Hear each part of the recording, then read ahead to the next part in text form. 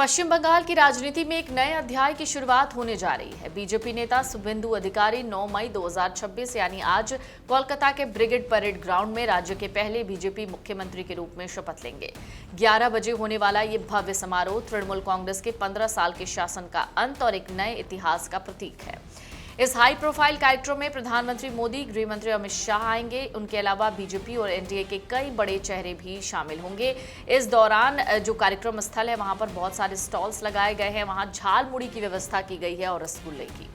BJP शासित राज्यों के 20 से ज्यादा मुख्यमंत्री और उप मुख्यमंत्री कोलकाता पहुंच रहे हैं या रास्ते में हैं।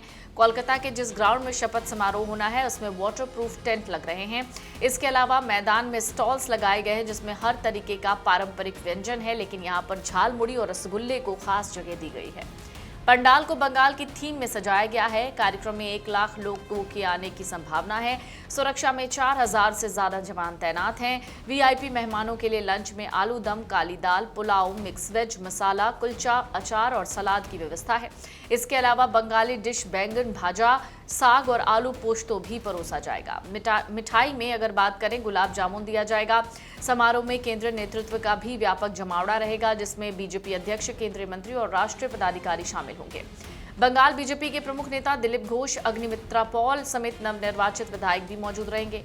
एयरपोर्ट पर लगातार वीवीआईपी आगमन हो रहा है। अरुणाचल प्रदेश के सीएम पेमा खांडू, मणिपुर के मुख्यमंत्री युमनाम खेमचंद सिंह, नागालैंड के सीएम नेफ्यू रियो और राजस्थान के उप मुख्यमंत्री प्रेमचंद बैरवा, यूपी के डिप्टी सीएम केशव प्रसाद मौर्य, ब्रजेश पाठक, महाराष्ट्र के डिप्टी सीएम सुनेत्रा पवार, राजस्थान के सीएम भजनलाल शर्मा और असम के हिमंता बिस्वा शर्मा समेत कई नेता कोलकाता पहुंच चुके हैं। मध्य प्रदेश के सीएम मोहन यादव और हरियाणा के सीएम नायब सिंह सैनी भी कार्यक्रम में शामिल होने वाले हैं। समारोह को सोनार बांग्ला की व्यापक झलक देने की कोशिश की गई है। तृणमूल शासन के दौरान हुई हिंसा में मारे गए 200 से ज्यादा लोगों के परिवारों को विशेष आमंत्रण दिया गया है। इसके अलावा उद्योग जगत से संजय बुधिया और सज्जन भजंका जैसे कारोबारी, सांस्कृतिक जगत से प्रसिद्ध नर्तकी और अभिनेत्री ममता शंकर, लेखक, कलाकार, फिल्मी हस्तियां भी कार्यक्रम का हिस्सा बनेंगी। न्यायपालिका से जुड़े कई मौजूदा और सेवा न्यायिक हस्तियों को भी आमंत्रित किया गया है। इस समारोह को ऐतिहासिक बनाने के लिए बड़े पैमाने पर इंतजाम है। करीब 1000 वीवीआईपी और 9000 अन्य अतिथियों को न्योता भेजा गया है, जबकि लाखों समर्थकों के आने की संभावना है। मुख्य स्थल पर 50,000 कुर्सियां लगाई गई हैं। भीड़ प्रबंधन के लिए 20 से ज्यादा एंट्री गेट बनाए गए। सुरक्षा के कड़े इंतजाम है। लगभग 4000 पुलिसकर्मी तैनात हैं, जबकि कोलकाता पुलिस ने ट्रैफिक को लेकर विशेष एडवाइजरी जारी की है।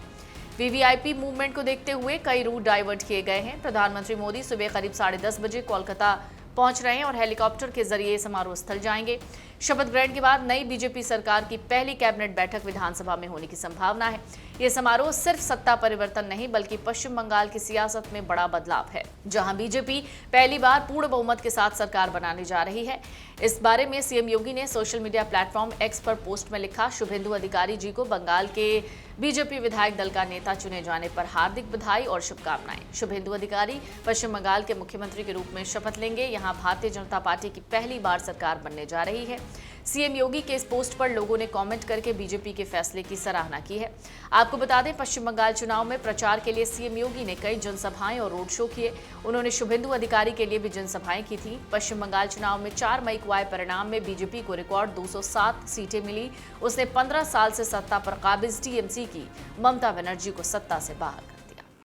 अगर आप ये वीडियो YouTube पर देख रहे हैं तो हमारे चैनल को सब्सक्राइब कर बेल आइकन दबाएं और Facebook पर देख रहे हैं तो हमारे पेज को लाइक करें।